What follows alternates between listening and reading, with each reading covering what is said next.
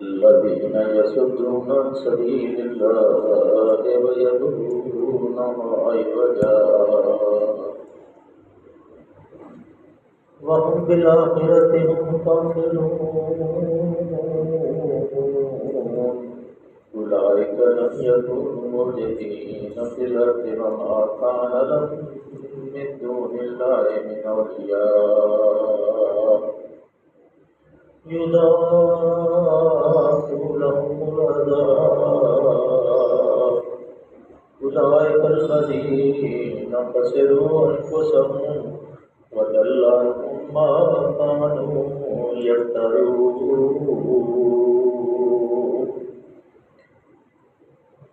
لا جرم أنهم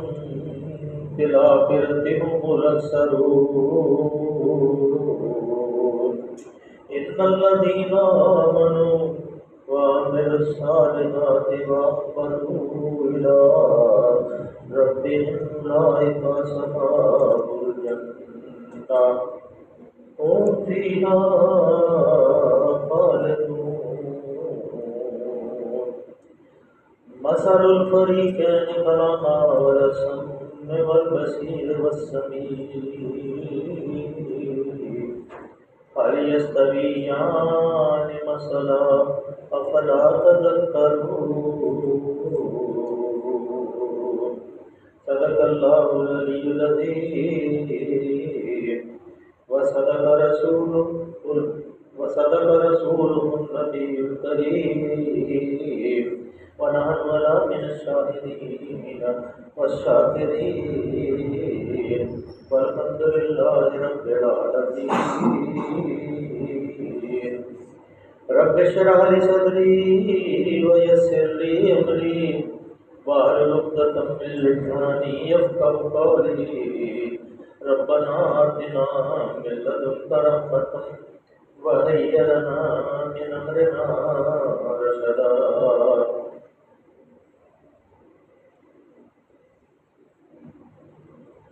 معزز محترم عزیزوں، ہماری جستجو اور کوشش یہ ہے کہ اللہ تعالیٰ ہماری زندگی میں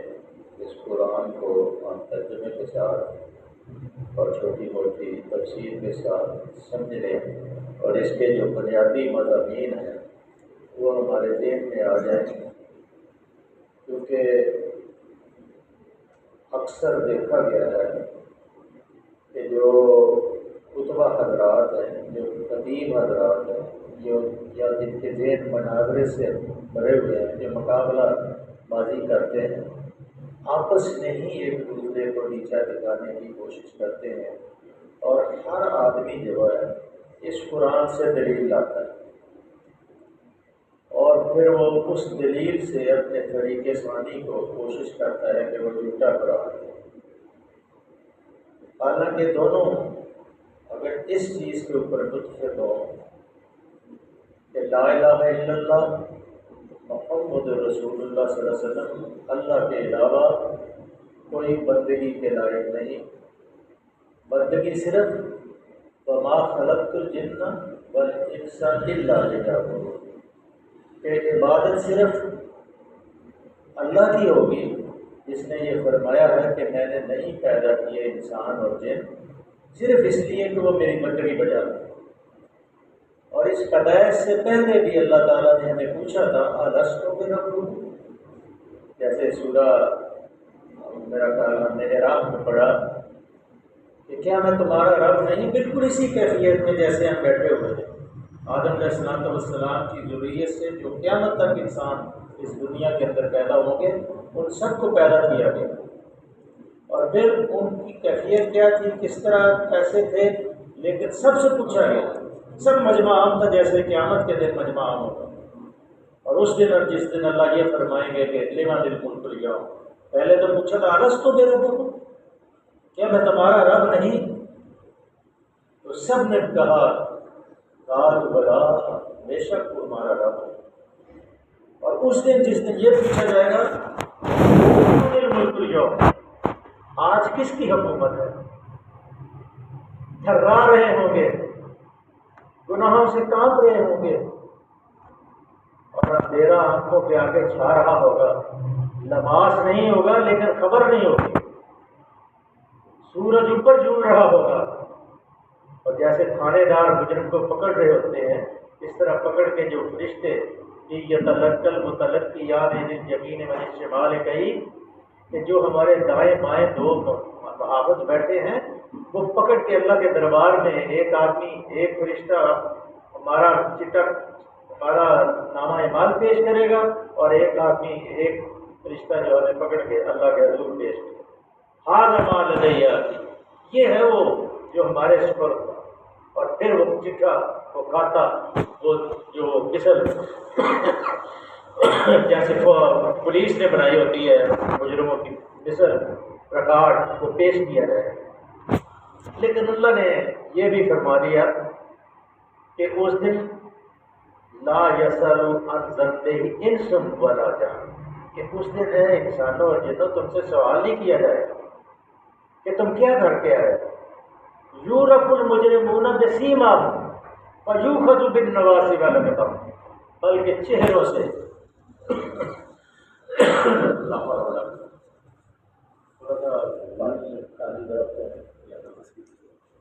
چہروں سے پہچان لیے جائیں گے۔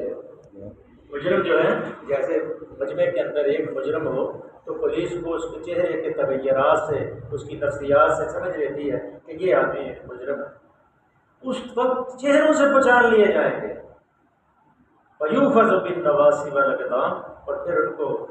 پیشانی کے بالوں سے اور پاؤں سے پکڑ کے جہنم میں ڈال دیا جائے گا۔ ھذہ جہنم التی یکذب بہا المجرمون، یہ ہے وہ جہنم۔ تو اس سے پہلے جو ہم نے ہفتے کے دن پڑھا تھا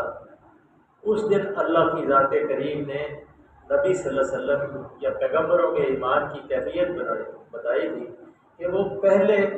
ایمان بالغیب کی منزل سے گزر چکے ہوتے ہیں، وہ غیب کی شہادت سے ان کو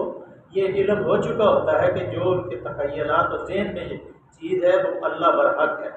لیکن پھر وہ اشہاد پھر اللہ ان کو بالشہادہ ایمان کے اوپر فائز کرتا ہے۔ اور اس کے بعد اکثر لوگ جو ہیں پھر وہ اس جانتے بوجھتے بھی جو ہے وہ اس کے اوپر ایمان نہیں لائے، تو اللہ نے فرمایا تھا وَمَنْ أَظْلَمُ مِمَّنْ افْتَرَىٰ عَلَى اللَّهِ كَذِبًا أُولَٰئِكَ يُعْرِضُونَ عَلَىٰ رَبِّهِمْ وَيَقُولُ الْأَشْهَادُ هَٰؤُلَاءِ الَّذِينَ كَذَّبُوا عَلَىٰ رَبِّهِمْ أَلَا لَعْنَةُ اللَّهِ عَلَى الظَّالِمِينَ۔ جزاک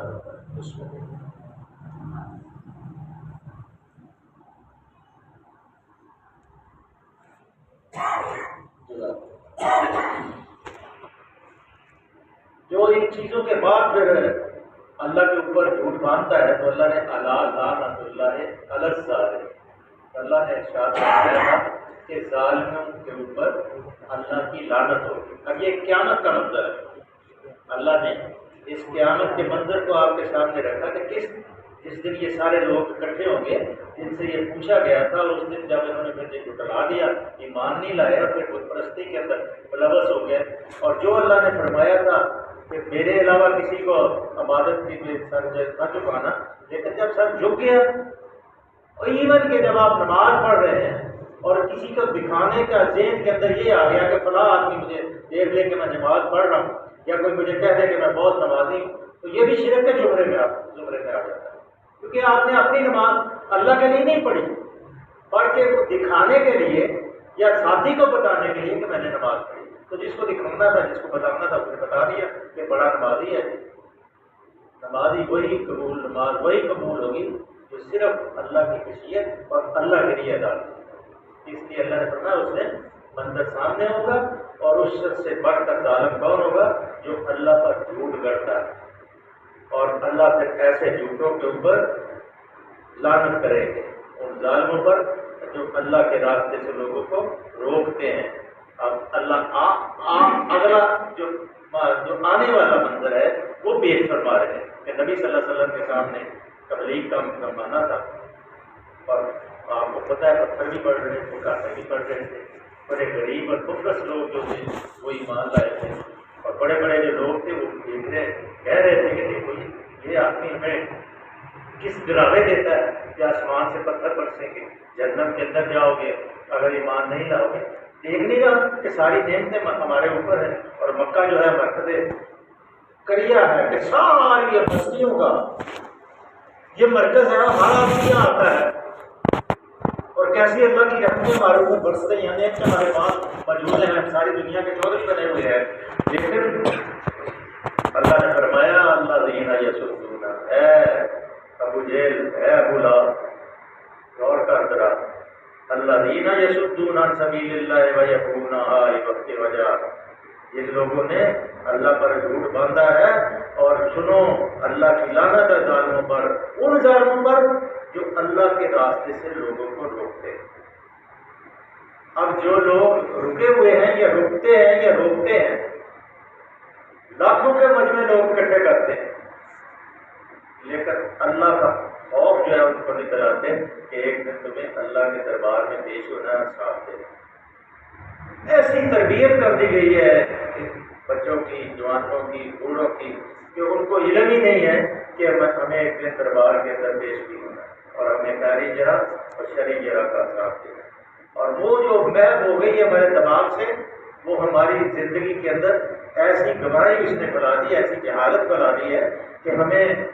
کسی کے اوپر ظلم کرتے ہوئے ڈر ہی نہیں آتا کہ کل کو میں نے بھی پیش ہونا۔ اس لیے یہ اللہ کا خوف جو ہے بہت بڑی نعمت ہے، جس انسان کو یہ میسر آ جائے کہ جو ان الذین یخشون ربهم بالغیب لہم مغفرۃ واجر کریم،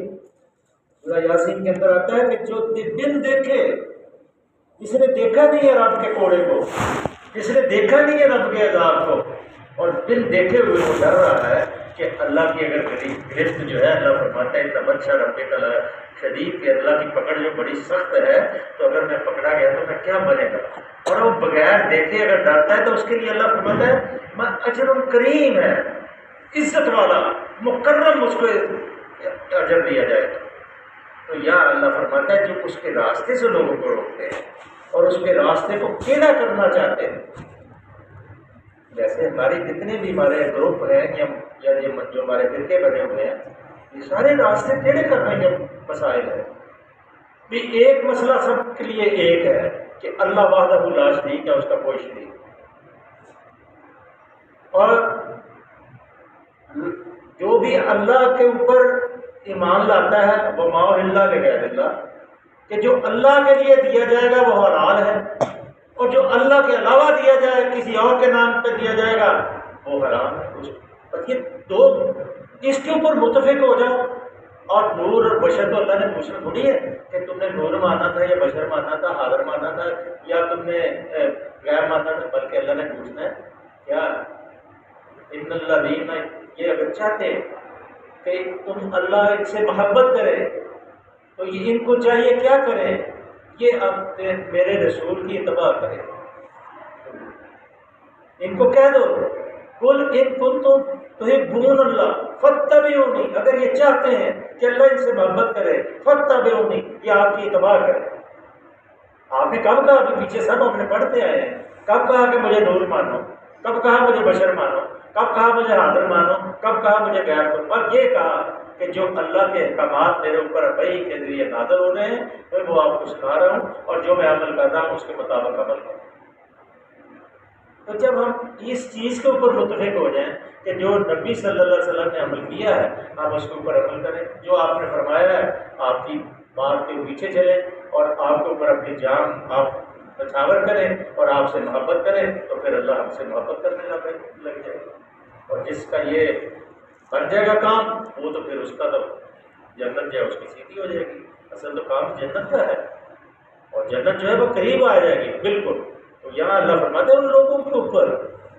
اللہ کے راستے سے جو لوگوں کو روکتے ہیں اور اس راستے کو ٹیڑھا کرنا چاہتے ہیں، اللہ ان کے اوپر لعنت کرے گا۔ قیامت کے دن ان کے اوپر جب پیش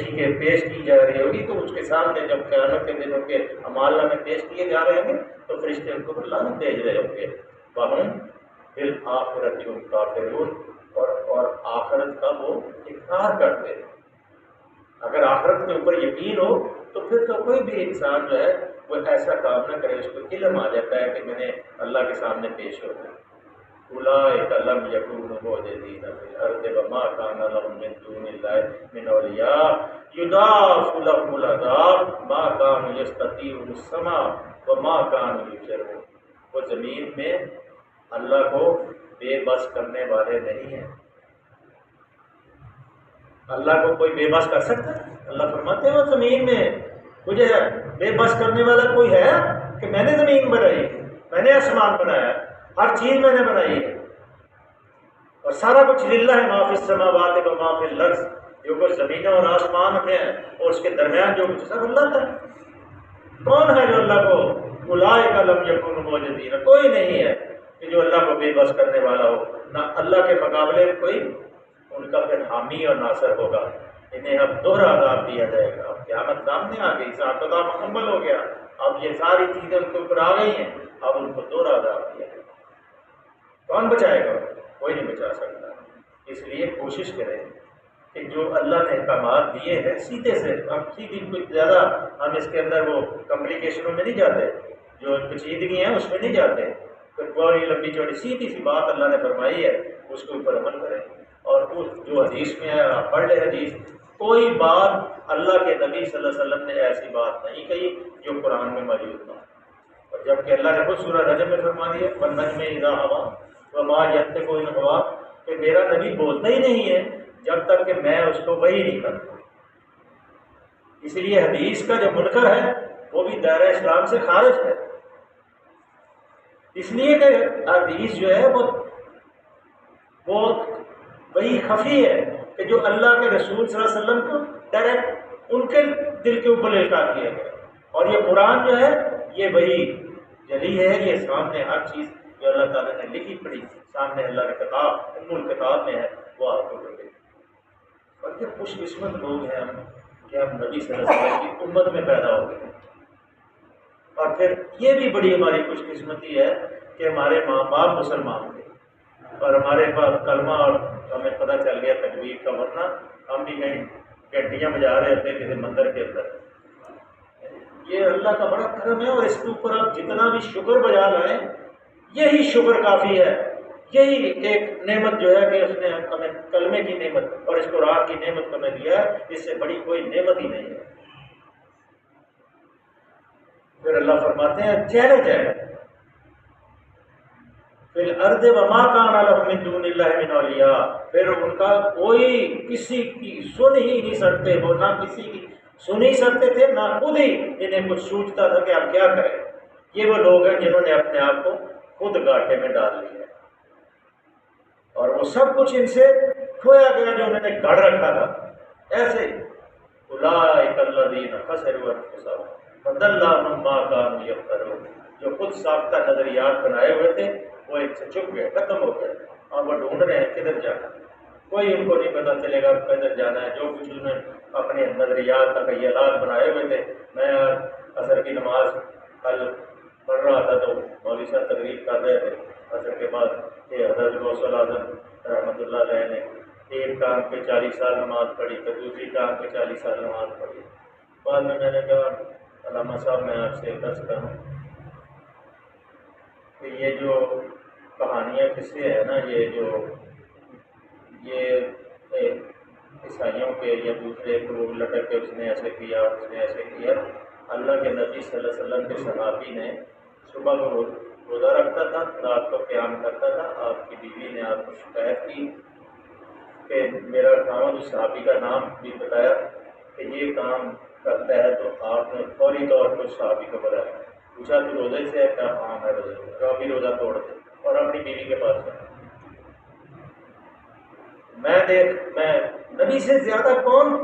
عبادت گزار ہو سکتا ہے؟ میں روزہ رکھتا بھی ہوں، نہیں بھی رکھتا، میں قیام کرتا بھی ہوں، قیام نہیں بھی کرتا، اور اللہ نے بھی کیا نصفہ او انقص منہ قلیلا او زد علیہ ورتل القرآن ترتیلا، آدھی رات کچھ بڑھا دے یا کم کر لے، اور پھر کٹ کے آ جا سب سے، بس چھوڑ دے سب کچھ، ورتل القرآن ترتیلا، اور پھر ترتیل سے میرے سامنے قرآن کو پڑھ۔ جو لطف تیرے قرآن پڑھنے اور میرے سننے میں آتا ہے وہ کبھی نہیں آتا۔ تو رات کی تنہائی ہوتی ہے اور وہ سماں ایسا ہوتا ہے، تو پیغمبر کی نماز ہوگی اور اللہ کو وہ دیکھ رہے ہوں گے تو کیسی وہ نماز ہوگی اور کیسی وہ التجا ہوگی. اور پھر اللہ پھر تسلی بھی دیتے وزرنی والمکذبین، آنسوؤں کو پوچھ دے، حوصلہ رکھ، دل شکنی نہ اختیار کر، ان کو چھوڑ جو بڑے بڑے سرمایہ دار ہیں، چھوڑ دے امیہ بن خلف کو، چھوڑ دے ابو جہل کو، چھوڑ دے اس کو ابو لہب کو، گھبرانا بالکل. وزرنی والمکذبین اور النعمت، جن کو میں نے نعمتیں دی ہیں ان کو چند دنوں کے لیے چھوڑ دے. میں نے ان لدینا انکالا وجحیما وطعاما ذا غصۃ وعذابا الیما، اس کے لیے ان کے لیے تو میں نے بیڑیاں بنائی ہیں لوہے، اور میں ان کے لیے وہ کھانا فراہم کروں گا کہ نہ اندر جائے گا نہ باہر جائے گا. ذرا صبر کر،